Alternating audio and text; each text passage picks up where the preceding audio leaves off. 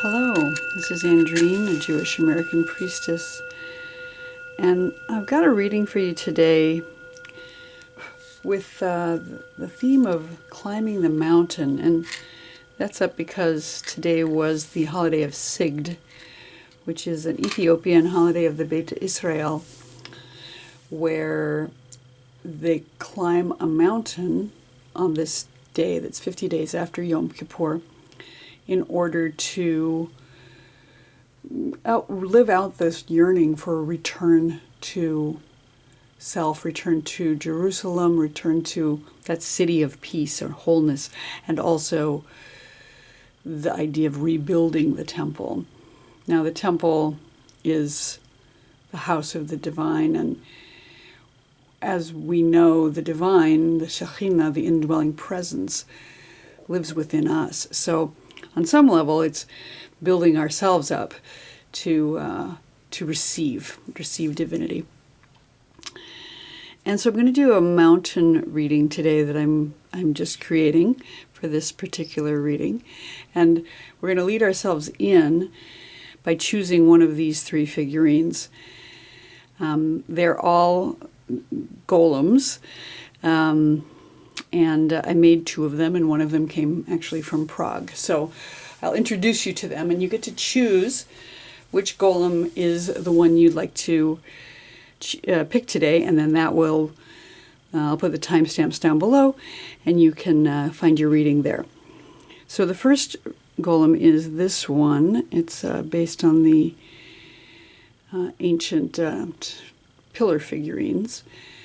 And you can see it's one I made. She's got the base of a tree, and then she's got the Aleph, Mem, and Tav carved into her body, and she's holding her breasts, as is common in the ancient Hebrew pillar figurines.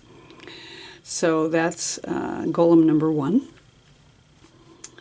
Golem number two is from Prague. He's the Golem of Prague. He was brought to me from Prague from a friend of mine who was visiting there. And again, he has the Aleph Mem Tav, which spells Emet, on his chest. And then the third one is a miniature that I made also.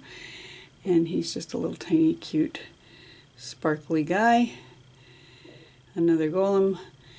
And he's got the Emet right on the top of his head. It's kind of hard to see in this light, but Aleph Mem Tav, also the first, middle, and last letters of the Hebrew alphabet, spelling out the word truth. So take a moment to determine which of these golems would like to call you into your reading today. I'll put the timestamps down below. Again, this is number one, this is number two, and this is number three. And I will see you in your separate readings. Welcome for those who chose golem number one. Well, again, we'll take a closer look at her. As you may or may not know, golem is a figure that was said to be a protection for people in difficult times. And there's an ancient story about how a rabbi who knows all the right prayers and combinations of letters to make the divine name can create a figure out of clay and then breathe life into it in order to bring protection to the people. And some of the work that we've done recently with a group of Jewish folks, mystics and such, has been to create our own golems that maybe represent a part of ourselves that we can call on or work with outside of ourselves externally. This one, again, is in the form of a pillar figurine, has that tree-like base at the bottom, which sort of represents the Asherah, the feminine divine who dwells within the trees, and also, again, holding the chest, which is common in the ancient pillar figurines, representing Shaddai, that name of the divine, which means the one who is breasted. So this little clay figure is here today to protect us and guide us into our reading. And we'll set her up here to watch over the reading somehow so she doesn't fall over in the fur here. we're doing this reading on this pelt of reindeer that was brought back to me from Norway when my eldest was there last year. So we're going to use these Hebrunes today, and these Hebrunes are liquid amber wood, or sweet gum, or star gum, as it's sometimes called, and we'll just shuffle those up, and we'll start laying them down.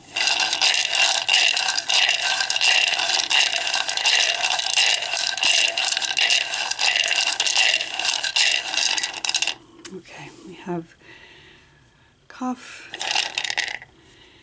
Mem, Resh, Hey, Tet, Kuf, and Het.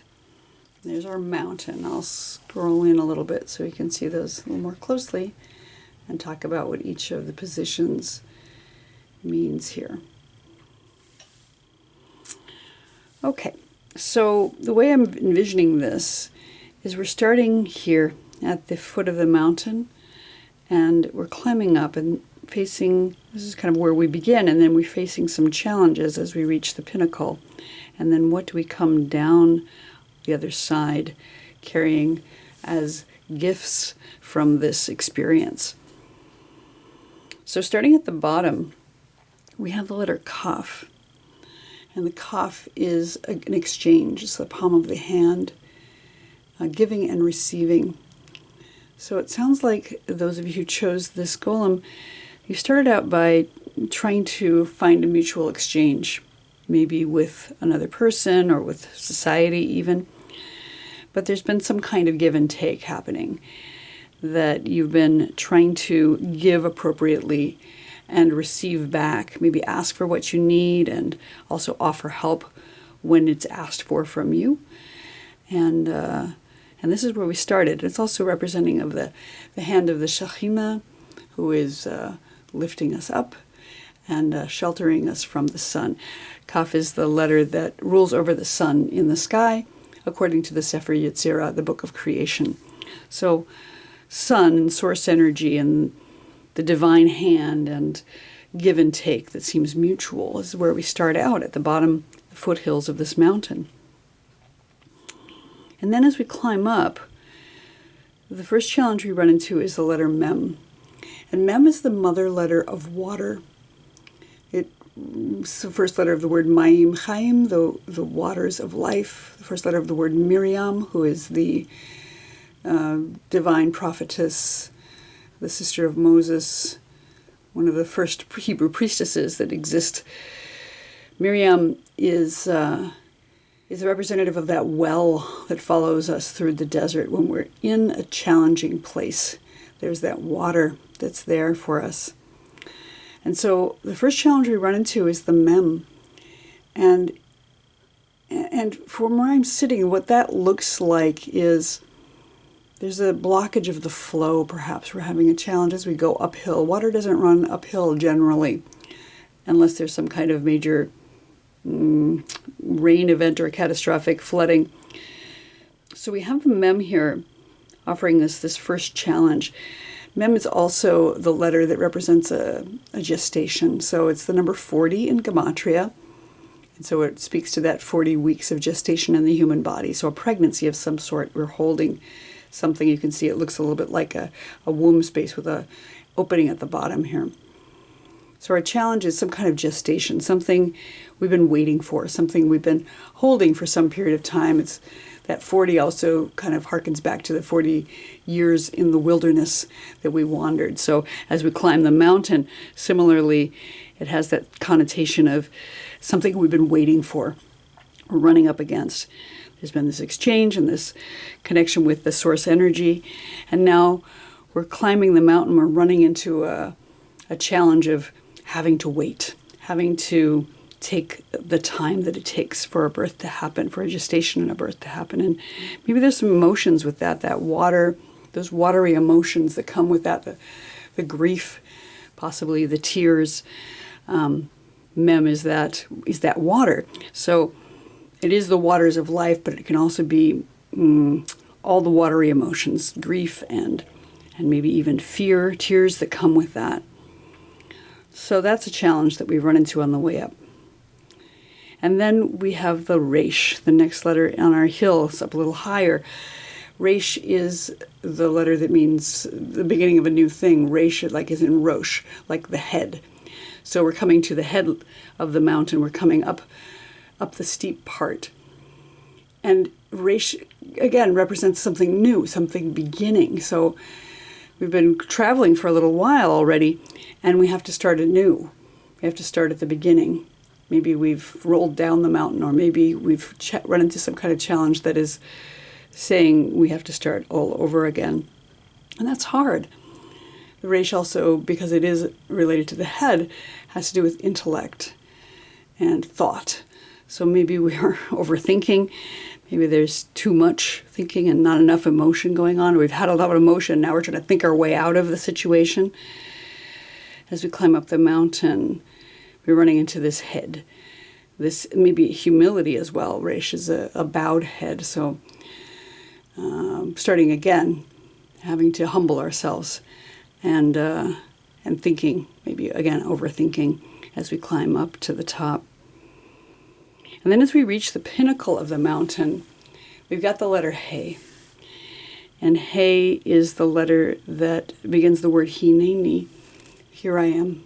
So here I am at the top of the mountain. I am available and present and ready for service. We get to the top.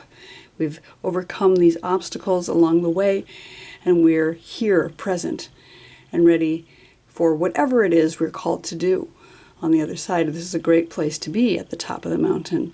It's always a challenge climbing up, but when we get to the top, we can sort of pause and just be present with the divine.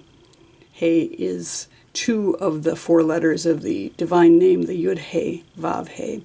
So showing up, being present, and available, being available. So here we are at the top of the mountain, available for service and ready to descend to find out what we're about to do next. And the first thing we run into on our way down is the Tet. The Tet is also a gestation letter. It is the number 9 in Gematria, so that 9 months of pregnancy. It's also a vessel, a womb space, like the Mem here. And so we've got a gestation again. We've got something that we're waiting for, some other thing we're waiting for on the other side of the mountain. It is a good thing. Tet begins the word Tov, which means good. And so something good, but we have to wait for it again. And even though we're descending the mountain, there's this waiting period that we're running up against on the other side. But we're coming down knowing that something good is going to come from this journey up and down. The next letter on our descent is Kuf. And Kuf is the letter that begins the word Kadosh, or Kodesh, which means sacred or holiness. And it's the number 100 in Gematria. So the big number, the 10 times 10, 10 Sefirot times 10 commandments, brings us to a place of sacredness. It's also the first letter of the word Kof, which means monkey. So we have this animal nature that's, we're coming back down from the mountain, this place of holiness, from sacredness, and we're having to deal with everyday life, our animal selves in the world. And what do we do with that balance between the sacred and the animal monkey mind? And how do we balance those? And that's a challenge. It's a challenge also as we come down the mountain. You think it'll be smooth sailing as we come down. Not always, not necessarily. But we come down with that memory of the sacredness that come from the top. And then we descend to the bottom and we find the letter Chet. Chet, which is the first letter of the word Chai, meaning life. And it's the number 8, which is the infinity loop. It's that one day past the 7th day of creation, which brings us to the infinite. And so it represents the infinite the infinite themselves, the divine, but also the rest of our life. So it's the first letter of the word chai, meaning life, but also the first letter of the word choshek, meaning darkness. So there's something having to do with descending, coming down from on the high into a place of darkness, into a place of facing our shadow self here. So really interesting that our ascent is that challenge of waiting for gestation, thinking things too much maybe, coming to a place of, aha, here we are at the top, and then more gestation, remembering our sacred experience, but also wrestling with how do I integrate that back into the world, and again, life, getting him back into life, the first day of the rest of our lives, that infinity that comes after creation, and the idea of a shadow self or darkness at the foot of the mountain on the other side. So we have the sun on this side, and we have darkness over here on this side. So really interesting as we attempted to go up the mountain to find something, and we find this calling of the divine, and we answer Hineni. And when we come back down, we still have to chop wood and carry water, as they say. I do want to pull out one final letter to represent the moon, because we're coming into the new moon, this new month coming in. And let's just see what the moon has to say. This unknown piece. And we have Shin, beautiful. So Shin is the mother letter of fire. It represents the sun, the moon, and the stars. And it represents the indwelling presence of the divine, the Shekhinah. And also wholeness with Shalom. And return with Shuva. So many things that come in with the Shin. It's a beautiful letter. And I love that it's up here at the moon, above our mountain, shining down, saying that the divine is always here, shining down on us from on high. The divine is here, reminding us that wholeness exists if we can step back far enough to look at it, and that we have the ability to return. We can always go back up the mountain when we need to. So, and Shaddai, also the breasts, as we come into thinking about back to the golem again, and she is holding her breasts to remind us of the nurturing one, to remind us of the divine who nurtures us as we climb up the mountain.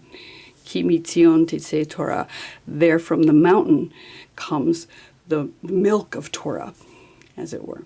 So, I think it's a beautiful reading. I like this mountain reading. It's the first time I've done it, so I hope you liked it too. Please comment below if you have any comments, and I will look forward to seeing you here next time.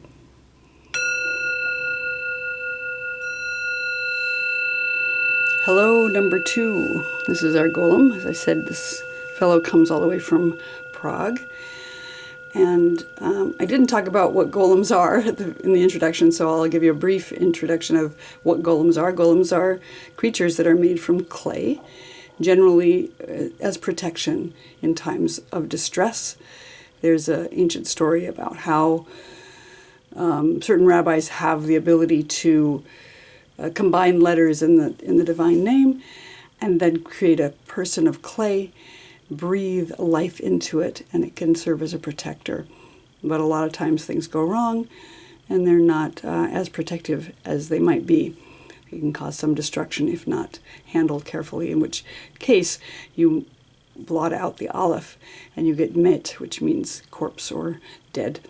So there's a way to turn them off if you need to. So this golem comes from Prague, and he is here protecting and watching over our reading today. And we're going to do this mountain reading. We'll set this guy over here, and I'll shuffle these up. And we've got the liquid amber wood today on the Hebrunes. We'll shuffle this up, and we'll lay down our mountain and read what it says.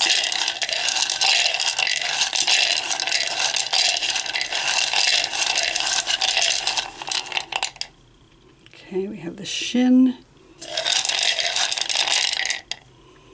We have the aleph. Next is nun. the top is Kaf. On the other side we have Beit, Gimel, and finally Samech. Okay. So starting at the bottom, this is how I'm reading these, is the foothills on this side. As we ascend, we have some challenges at the top, and then we descend on the other side with the gifts that we receive from this journey. So we start with the Shin at the foothills, and the Shin is the letter that represents fire. It's the mother letter of fire. So we have some inspiration here at the very beginning of our journey. Some kind of flame that's licking up from the bottom here that is representing also the Shekhinah, the indwelling presence of the divine feminine, who's giving us some fire for our journey. Maybe we're heated up, maybe we've even got some anger going on, some kind of passion at any rate that is inspiring us to climb this mountain. Something has lit a fire under us. And it's a letter that begins the word shalom as well, which is sometimes translated as peace, but in fact actually means the wholeness of all. So maybe there's some sense of wholeness that is also inspiring us to bring ourselves to the top, that we feel at peace, we feel a desire for this journey, to climb the mountain, to discover what's up there. And so there's, fire at the base of the mountain, the fire that is saying, get going, climb this mountain. And this is where we've started. As we get up to our first challenge here, we have the letter Aleph. Aleph is, of course, the first letter of the Aleph Bet, and it's the number 1. It represents air, so it's the mother letter of air, like Shin is the mother letter of fire. So maybe we're catching our breath. The Aleph represents the breath in the body, the chest in the body. So we're maybe struggling a little with breath as we climb.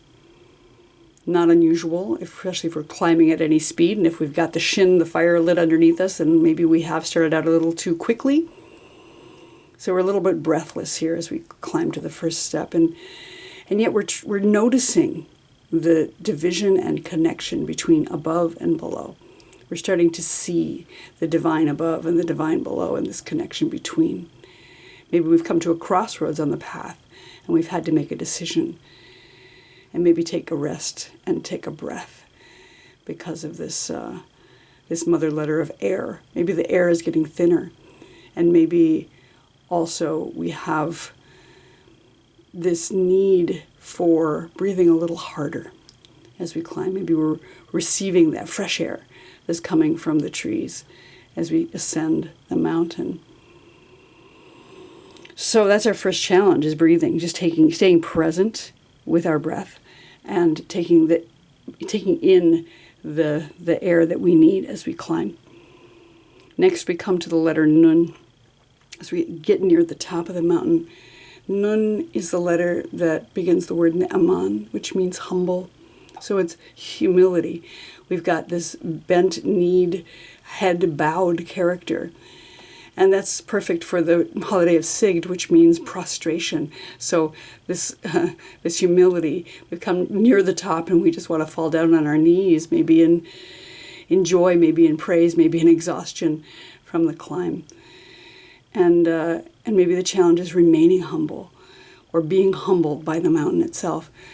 Maybe that mountain has kicked our butt a little bit, and we need to bend our knees and rest, and also just prostrate ourselves to give thanks and to remember the miracle. Nun also begins the word Nes, which means miracle.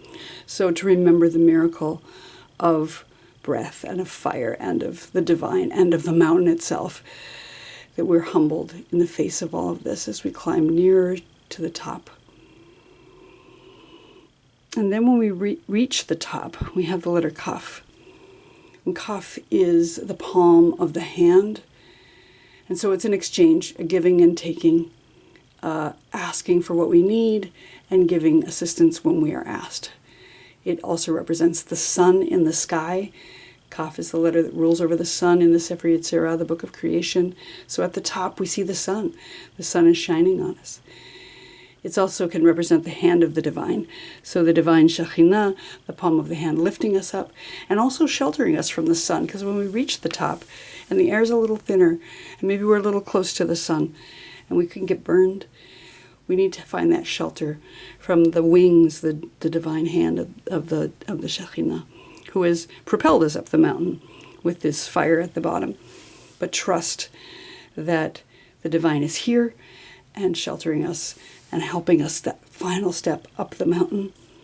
And we get to the top and we know that the power, the koach of the divine is here, and that we have that power within us now, that we've ascended and come through that difficulty breathing and that sense of humility. We get to the top and we receive our strength. We understand that we are strong and that we can make it. And then as we come down the mountain, these are the things that we maybe have gathered here. The letter Beit, which means house. It means a shelter, a house or a home. It's the letter that rules over the day of Shabbat in the week. So a rest that's here, having to do with coming down the mountain. We get to take rest with us. Beit is also the letter that I affiliate with the body, because it's where we dwell, and we may not always have a home, and we may not always want to feel like we live in a building, but we always live in our body no matter where we are. We also always live on the planet wherever we are. So I affiliate Beit with the world, with the earth itself, this planet on which we dwell. It's the mouth in the body. So maybe we've received something and are ready to speak. Maybe we received a message and we could pass that on.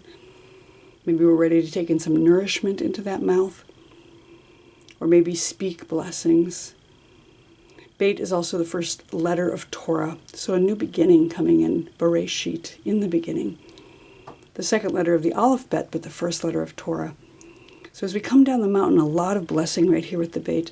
Rest, maybe finding our place in our body, finding our place in home, finding our place on the planet, being able to speak blessing, being able to nourish ourselves as we come down the mountain. The next letter is Gimel. Gimel is the letter that represents a foot or a camel moving forward. So it's a little faster coming down the mountain than it is climbing up. So as we were humbled with the Nun near the top, now we can run a little bit faster. Gimel can sometimes be said it's running. And it's running toward justice, because the Gimel rules over the planet Jupiter in the sky. And the word for Jupiter in Hebrew is tzedek, which means justice. So we have this idea of rushing down the mountain to do the things that we have learned. Maybe we've learned something and we're ready to speak it out loud, to speak justice to the world. It's a beautiful gift that we've received from the top of the mountain, is this ability to run now that we're near the bottom. And as we descend the rest of the way, we've got the Samech at the bottom. And the Samech is the letter that it represents boundaries. In the Proto or Paleo Hebrew, it looked like a thorn. And you can see there's a little thorn in the upper left corner as a vestigial remembrance of that thorn. It's a circle, which is about cycles and seasons and time, but also this thorn, this idea of the thorny hedge that can be put around a homestead to keep predators out, to keep livestock in. And we set up these thorny hedges in order to protect, like the golem up here in the corner. We're protecting ourselves, and we're protecting our property and those whom we care for with this thorniness. And it can seem like, it can seem unwelcoming, but it's a permeable boundary. And we need to set up good boundaries in order to remain safe. Boundaries are not a bad thing. Boundaries are a great thing. So as we reach the bottom of our mountain, what we've got here is this protective edge that we have picked up on our journey. And now we're setting that up around ourselves and around our home in order to feel safe, to feel more confident, and to find that these cycles, that these going ups and coming downs, are just part of life. Recognizing the cycles and the seasons as they come in. So I really like this reading with the shin propelling us up, the breath, the humility, reaching the top with this exchange and this protection by the Shekhinah, this power that we've received at the top, the strength with the koach. And then as we come down, we find our place of home, our place of rest, our place of being able to run forward toward justice, and the setting up of good boundaries at the very foot of the mountain. I'm going to pull out one more letter to represent the moon as we're coming into the new moon of Kislev this weekend as well. Let's see what the moon has to offer us, looking down from on high. And we have the Vav. The Vav is the letter that literally means and in Hebrew. So it's about connection. It's about connection with the earth and with the heavens. You can see it looks a little bit like a sprout, as if something has planted itself in the earth and then sprouted up. It's got that little bit of humility at the top with a little tiny bowed head as well. So this tiny sprout that's growing up to connect. Maybe standing tall, but again with a little bit of humility near the top as its head is bowed. So the moon is saying connect. This is a good time for us to connect with the divine, with ourselves and with another human being perhaps, after we've done this climb and we've found our strength at the top and our sense of rest and justice. Setting up good boundaries will give us a chance to connect in such a way that we'll feel protected and safe and not so vulnerable in the end. So for those of you who chose this golem, the Golem of Prague, this has been your reading for the mountain and the new month of Kislev coming in. I hope you enjoyed it. If you did, please like and subscribe, and I will look forward to seeing you here next time.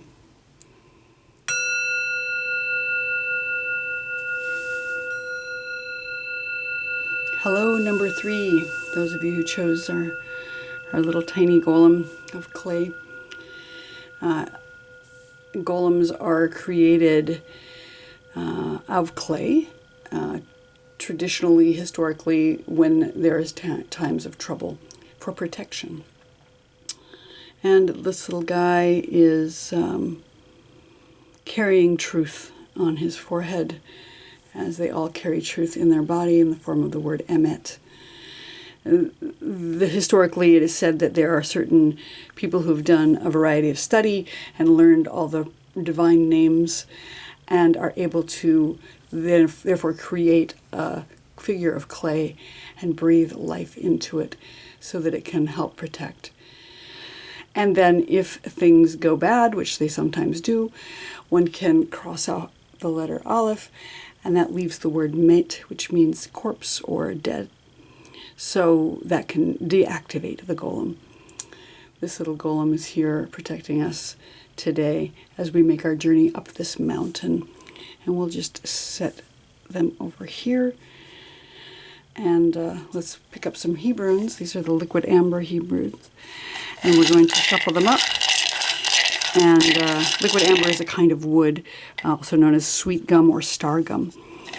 I'm going to shuffle them up and we'll place them on the table and see what our mountain climb looks like today. At the bottom we have the Zayin. Next we have the Yud. Next up is the Pei.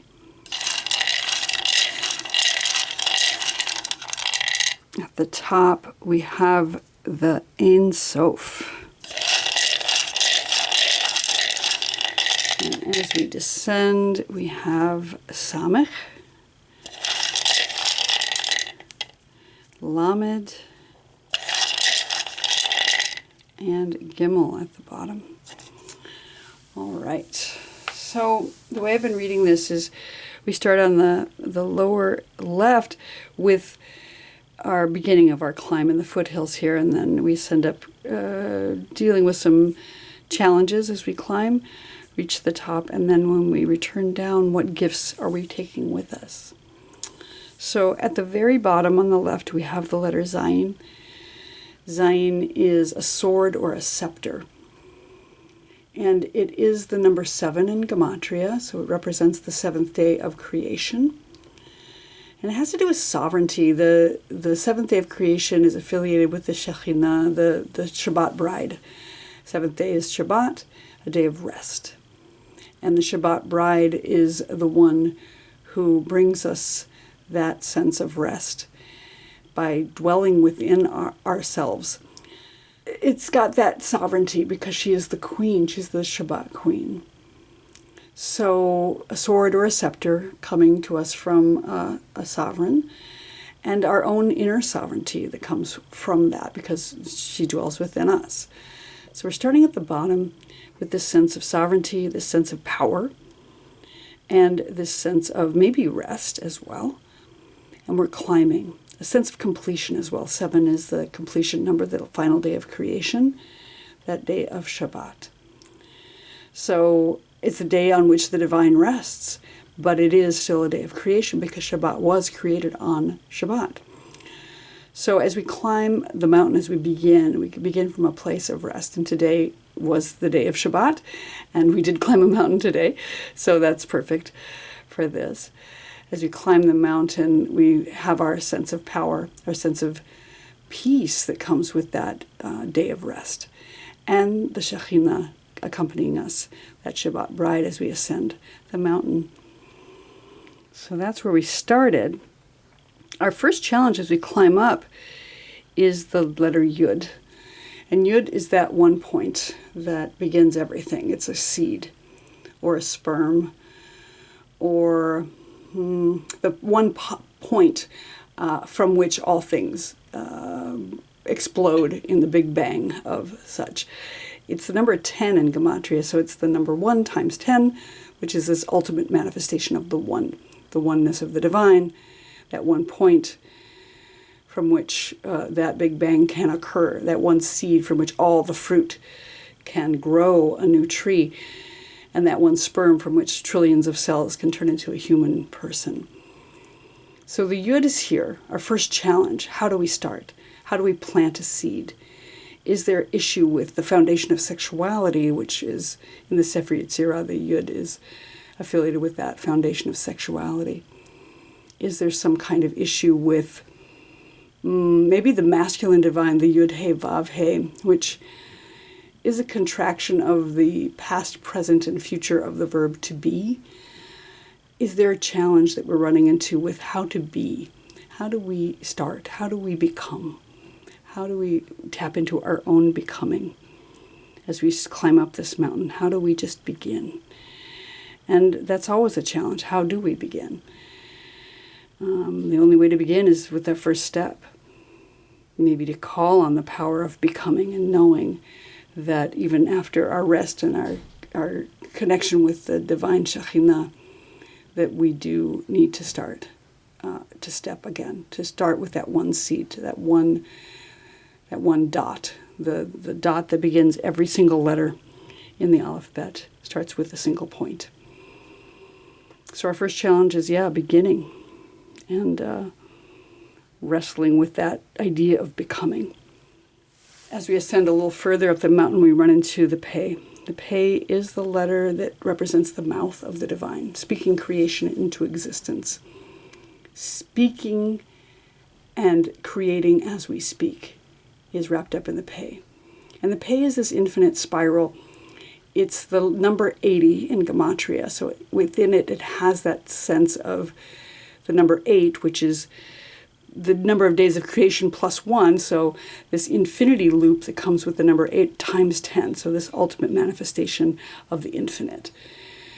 And it's a spiral which represents time, and the word pa'am begins with the letter Pei.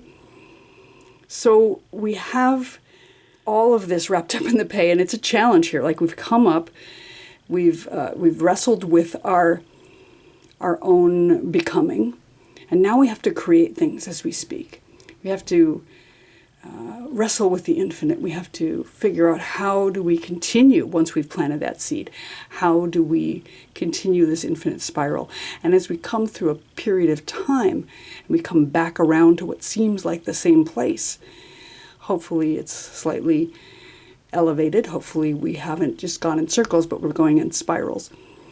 With time, ideally, it's a spiral linear concept where we're going around and around in a cycle of time, like the year, the wheel of the year, but ideally we're lifting up and out as we go.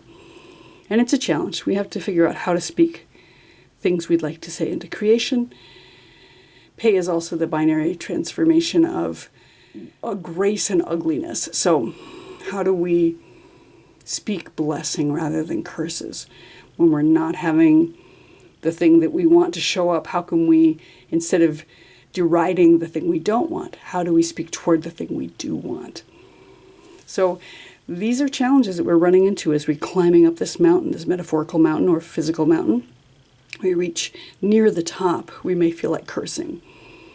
We may start to think about how to finish. Maybe we want to quit. Maybe we don't want to complete the journey because it might be too challenging. And maybe it just feels like it's going on forever. It's an infinite mountain, but nothing is infinite except the infinite themselves. Which brings us to the top, because at the top we do have the infinite. We have the Ein Sof. And this is the blank. You can see it's got a little bit of a pith in the center. That's the core of the wood. But the blank is the Ein Sof, that without end.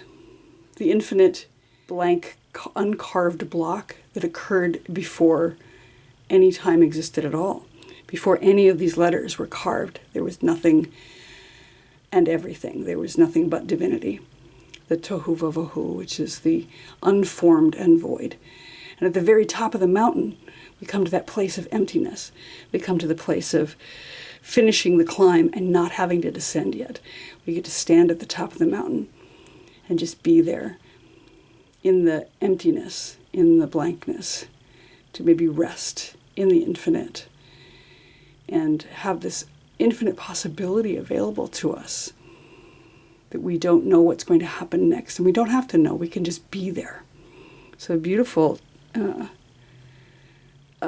pinnacle of the mountain is just being with the presence of the divine, being there in the air, being there maybe under the sun and the moon and the stars in the sky, just feeling our connection with the infinite one as we reach the top of the mountain. And then as we descend the mountain, what are our gifts that we've received from being at the top of the mountain? Well, the first thing is the Samekh. And the Samekh is, again, another wheel like the Pei. It's a circle. It's a cycle. It's coming back around. But the Samekh also represents boundaries. In the Proto-Hebrew, it was a thorn. And so to that end, the Samekh represents like the thorny edges that we might need to put around ourselves in order to protect. With the golem here, we're protecting ourselves. Samekh has got those thorns like a rose has thorns. That's beautiful, but in order to prevent it from being picked, it puts up these thorns to be selective about who it lets in. And these boundaries are permeable. We can let in the people that we know are trustworthy, and we can usher out those who turn out not to be trustworthy. So as we come down the mountain after all of this climbing and after receiving the gift of the infinite at the top, we have the ability to discern and make good boundaries and know what's safe and what isn't, and to set up, maybe make ourselves a golem of some sort so that we are protected. The Samekh is also the number 60 in Gematria, so it has this feel of the 60th is like the nullification of a thing. So 1/60th of death is sleep. 1/60th of prophecy is dreaming. And 1/60th, if you drop something that's not kosher into something that is kosher, if it's less than 1/60th, it's nullified. And the 60 has to do with the 60 minutes in an hour. and the 60 seconds in a minute, and the 60 seconds in a circle. There's just all this this sense of time that's wrapped up here, the same way that time is here at the pay. So we're coming down the mountain with boundaries. We're coming down the mountains with a better sense of our place in time and how we fit into the wheel of things.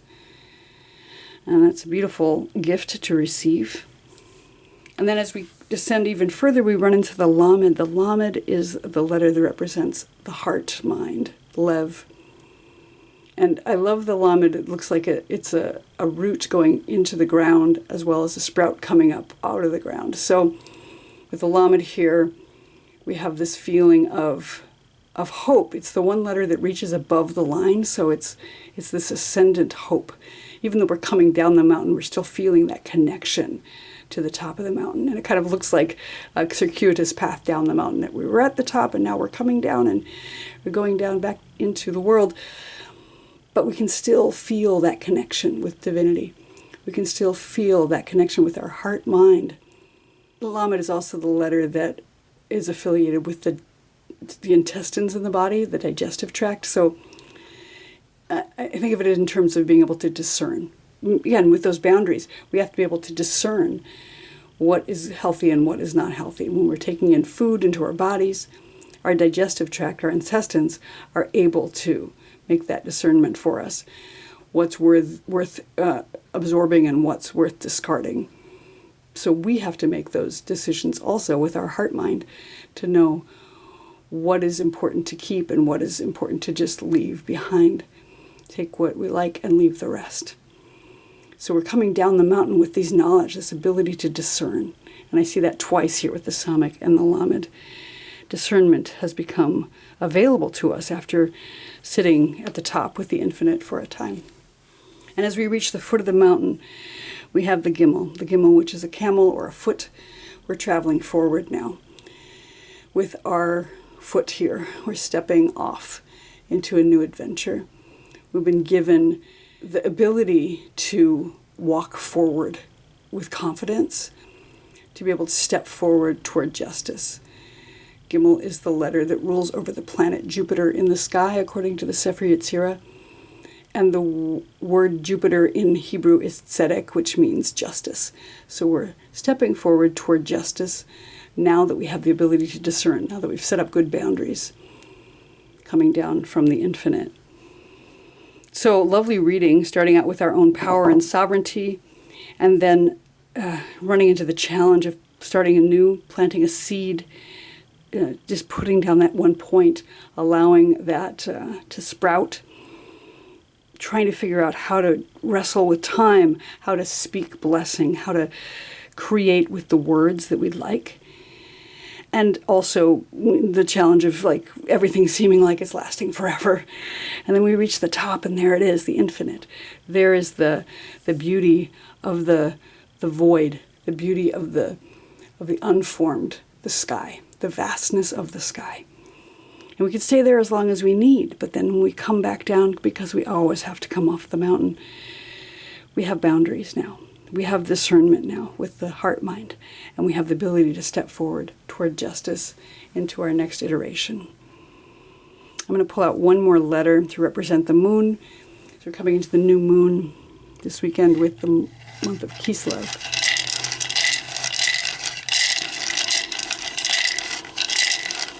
What's our moon letter today? We have the Aleph. Aleph is the mother letter of air. So a breath. The moon is giving us a fresh breath. And it's also the letter that means division and connection. Multiplicity within unity and unity within multiplicity. The oneness of the divine and the infinite manifestations of the divine. The yud above and the yud below and the vav between, which is to say the divine above and the divine in the earth, and our connection between heaven and earth. Aleph is the first letter of many of the divine names: El, El Elyon, Adonai, Elohim, Asherah. And it's also the first letter of the word Adam, Adamah, which is human and mud, the clay from which we made these golems. So we have, again, the divine above and the mud below, and that connection between. So as the moon sits up above, watching over us and our journey up and down the mountain, we can remember the oneness of the divine. We can remember that connection between all things. What a beautiful reading. Thank you so much for joining me. I hope you enjoyed this as much as I did. If you did, please like and subscribe. Please feel free to leave a comment, and I will look forward to seeing you here next time. Shavua Tov.